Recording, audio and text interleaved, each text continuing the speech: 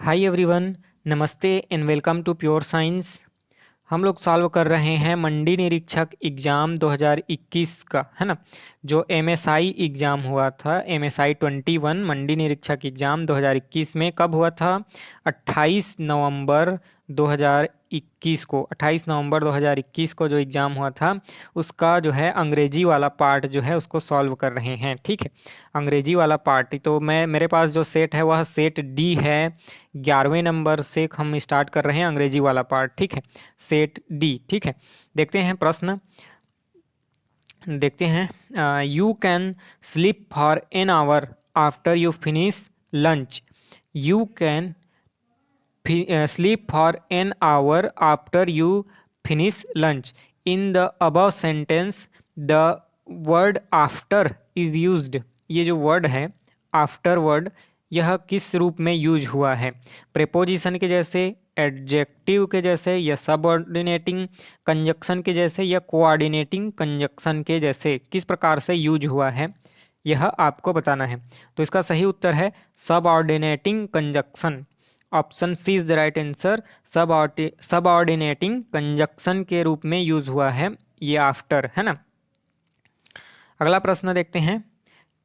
Blank that time I was feeling sleepy, है ना। यहाँ ब्लैंक पर क्या कौन सा शब्द आएगा? Choose the most appropriate preposition to fill in the blank in the above sentence, है ना। यहाँ जो सेंटेंस दिया हुआ है वहाँ पर ब्लैंक जो है, यहाँ पर कौन सा शब्द आएगा? देन, बिटवीन, बाई या बिलो, है ना। कौन सा शब्द आएगा यह आपको बताना है। ठीक है, तो वो यहाँ सही उत्तर है by. By that time I was feeling sleepy, है ना। उस समय या जिस समय पर आप किसी से बात कर रहे हो तो बोल रहे हो, उस समय को डिनोट करने के लिए बाई दैट टाइम, है ना, आई वॉज फीलिंग स्लीपी, है ना। तो यहाँ पर है ऑप्शन सी जो है सही उत्तर है। अगला प्रश्न, we had some very pleasant times in Florida. ठीक है, we had some very pleasant times in Florida. In the above sentence the phrase some very pleasant times is an example of prepositional phrase, या verb phrase, या noun phrase, या adverb phrase. किसका उदाहरण है? यहाँ पर जो 13वां नंबर का क्वेश्चन है उसमें पूछा जा रहा है कि यहाँ very had some very pleasant times जो लिखा हुआ है, इसमें जो है सम वेरी प्लीजेंट टाइम्स, इतना जो है ना, some very very pleasant times, ये किसका एग्जाम्पल है पूछा जा रहा है। ठीक है, तो इसका सही उत्तर है नाउन फ्रेज, है ना। यहाँ ये जो है ऑप्शन सी जो है सही उत्तर है, नाउन फ्रेज का एग्जाम्पल है। ठीक है, नाउन फ्रेज है ये। सम वेरी प्लीजेंट टाइम्स ये जो है नाउन फ्रेज का एग्जाम्पल है। ऑप्शन सी जो है सही उत्तर है। देखिए, अगर इसमें वेरी प्लीजेंट टाइम रहता, वेरी प्लीजेंट, प्लीजेंट, है ना, प्लीजेंट टाइम्स, बस इतना रहता, वेरी प्लीजेंट टाइम, तो इस ये होता आपका एडजेक्टिव फ्रेज। ठीक है, एडजेक्टिव फ्रेज का एग्जाम्पल होता। ठीक है, एडजेक्टिव फ्रेज का एग्जाम्पल होता। कहाँ से कहाँ तक? वेरी प्लीजेंट टाइम्स तक। ठीक है, एडजेक्टिव फ्रेज है। ठीक है, लेकिन सम वेरी प्लीजेंट टाइम्स जो है ना आपका नाउन फ्रेज है। सम वेरी प्लीजेंट टाइम्स जो है आपका नाउन फ्रेज है, तो ऑप्शन सी जो है सही उत्तर है। अगला प्रश्न, choose the wrongly spelled word according to British English, है ना। ब्रिटिश इंग्लिश के अकॉर्डिंग इनमें से कौन सा जो है गलत तरीके से लिखा हुआ है, या उसका स्पेलिंग जो है स्पेलिंग मिस्टेक है। ठीक है, ब्रिटिश इंग्लिश के अकॉर्डिंग, ठीक है, कौन जो है गलत प्रिंटिंग, सॉरी, गलत जो है उसका स्पेलिंग है। तो इसका सही उत्तर है सेल्फ्स, है ना। ये होता है आपका SELF। ठीक है, या तो आप इतना लिखो सेल्फ, है ना, मतलब जो रैक होता है ना, ऐसा अलग अलग पार्ट में डिवाइडेड रहता है ना, जहाँ पर बुक सेल्फ, बुक को रखा जाता है ऐसे किनारे किनारे करके, ऐसे झुका के, उसको बोला जाता है बुक सेल्फ। तो ये उसी सेल्फ का बात कर रहा है। ठीक है, आपने देखा ही होगा बुक सेल्फ लाइब्रेरीज में होता है। ठीक है, इस प्रकार होता है, यहाँ पर बुक ऐसे जमे हुए रहते हैं टेढ़े टेढ़े करके, तो ये बोला जाता है बुक सेल्फ। तो उसका स्पेलिंग होता है SELF, है ना। सेल्फ लिखो, या बहुवचन में लिखना है तो सेल्फ्स, है ना, SELVES, सेल्फ्स। ठीक है, और यहाँ पर SELF के बाद S नहीं होता, या तो सेल्फ्स लिखो या सेल्फ। तो ऑप्शन 1A जो है सही उत्तर है। अगला प्रश्न देखते हैं, read the following sentences, dogs make good pets, अब ब्रिंग इन द डॉग्स, है ना। यहाँ दो सेंटेंस दिए हुए हैं, डॉग्स मेक गुड पेट्स, है ना, डॉग्स मेक गुड पेट्स, ठीक है, गुड पेट्स, ठीक है। तो ये एक फ्रेजल टाइप का सेंटेंस है, ठीक है, मतलब कहावत टाइप का, ठीक है। कहावत जो बोला जाता है या लोकोक्तियाँ जो होती है ना, वैसे ये इंग्लिश में होता है dogs dogs make good pets, ठीक है, एक हो गया। और एक bring in the dogs, bring in the dogs, ठीक है, ब्रिंग इन द डॉग्स, ठीक है, ब्रिंग इन द डॉग्स, ये भी एक फ्रेजल टाइप का है ना। तो यहाँ दो सेंटेंस दिए हुए हैं, choose the most appropriate answer regarding the use of absence of article in the above sentence, है ना।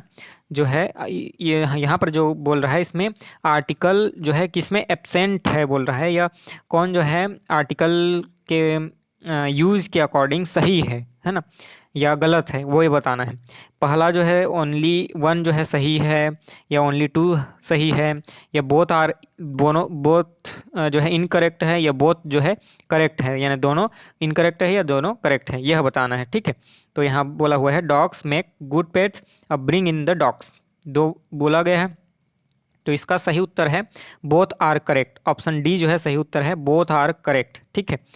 यहाँ जो है both are correct, dog makes good pets और ब्रिंग इन द डॉग्स, ये दोनों सही हैं। अगला प्रश्न देखते हैं, अगला प्रश्न है, the protesters were demonstrating noisily outside the White House, in the above sentence the word noisily and outside the White House are, है ना। यहाँ जो दो वर्ड दिए हुए हैं, नॉइजली एक वर्ड हो गया और दूसरा है आउटसाइड द व्हाइट हाउस, तो इनमें से कौन क्या है यह आपको बताना है, कौन क्या है यह बताना है, ठीक है। बोथ आर एडवर्बियल्स या both are adjectives, noisy is adjective and outside the White House is adverbial, noisily is adverb and outside the White House is adjective, तो कौन क्या है यह आपको बताना है, ठीक है।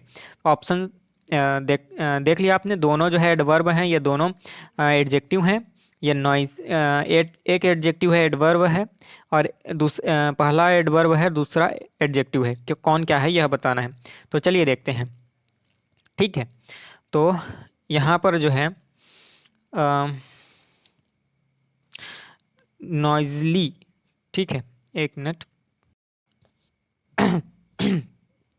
सॉरी, यहाँ पर देखते हैं, जो है आपका Noisli is adverb and outside the White House is adjective, कैसे मैं बता रहा हूँ, ठीक है। नॉइजली मतलब कि शोर शराबे के साथ, ठीक है। तो नॉइजली जो है एडवर्ब है, क्रिया की विशेषता बताने वाला। एडवर्ब किसको बोलते हैं, जो वर्ब की विशेषता बताए, एडवर्ब जो है जो वर्ब की विशेषता बताए। तो नॉइजली मतलब शोर शराबा करते हुए, नाच गान करते हुए, या ऐसा, है ना, धूम मचाते हुए, है ना, तोड़ फोड़ मचाते हुए, इस प्रकार से अगर बोला जाता है तो ये एक क्रिया है ना। शोर शराबा करना, धूम मचाना, नाच गान करना, है, तोड़ फोड़ करना, ये सब एक क्रिया है। तो इसलिए नॉइजली जो है एडवर्ब हुआ, ठीक है। और एडजेक्टिव क्या होता है, जो नाउन की विशेषता बताए, नाउन यानी संज्ञा की विशेषता बताने वाले शब्द को क्या बोलते हैं, एडजेक्टिव। नाउन की विशेषता जो बताता है उसको बोलते हैं एडजेक्टिव।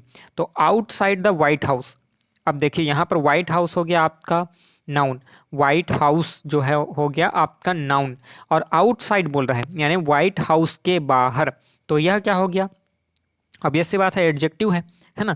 जो नाउन की विशेषता बताए उसको क्या बोलेंगे, एडजेक्टिव। तो व्हाइट हाउस यहाँ पर नाउन है, और आउटसाइड द व्हाइट हाउस यह एक एडजेक्टिव है।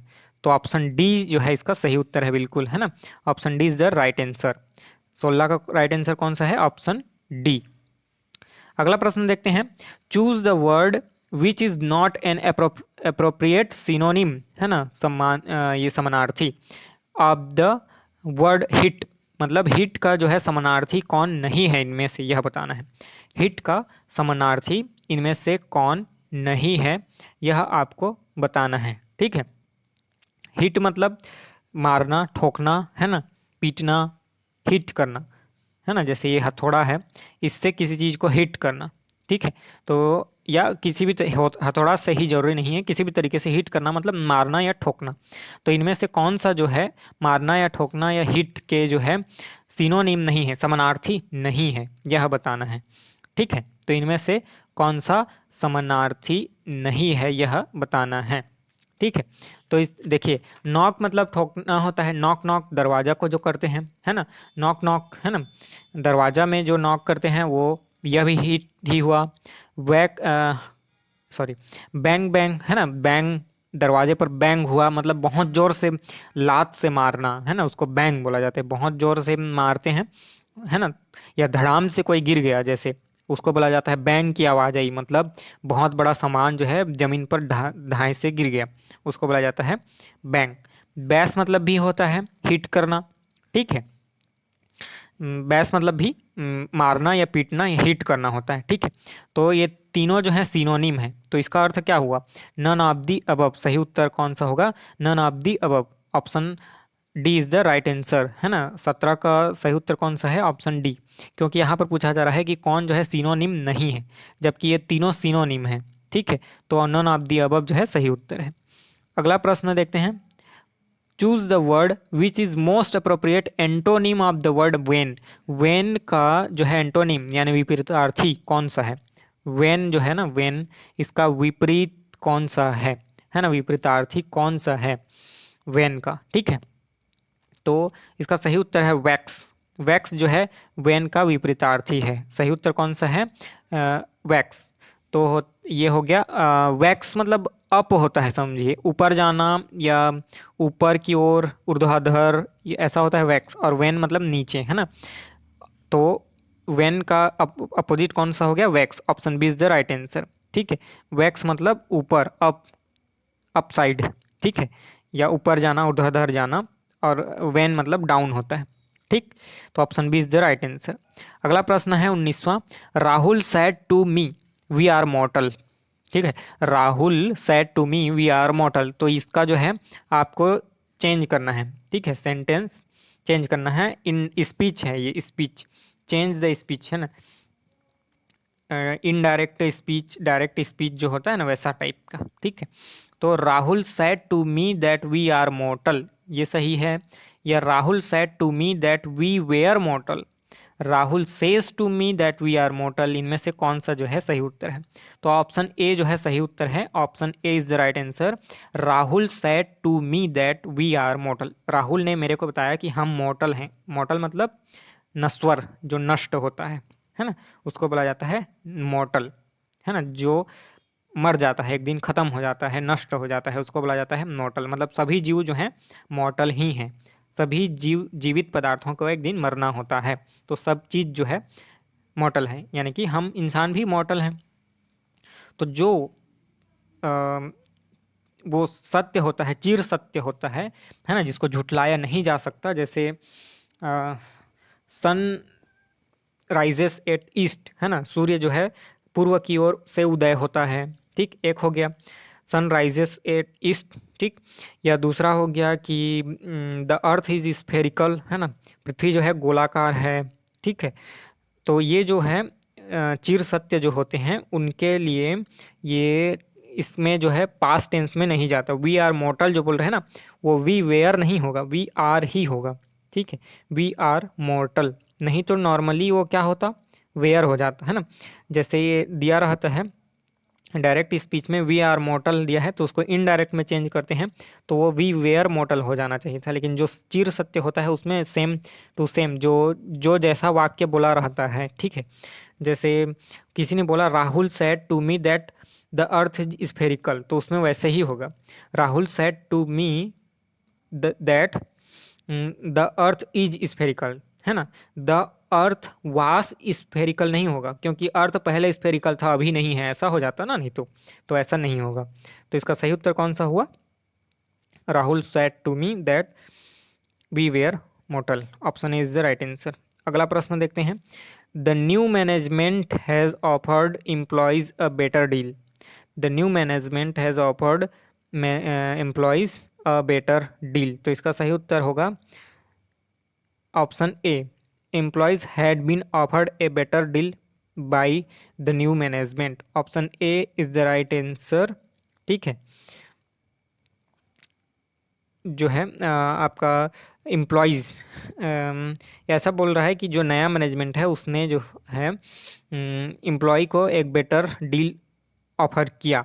ठीक है, तो इसका जो है आपका चेंज पैसिव वॉइस में, वॉइस चेंज है, तो पैसिव वॉइस में ऐसा हो जाएगा, employees had been offered a better deal by the new management. ठीक है, option A is the right answer.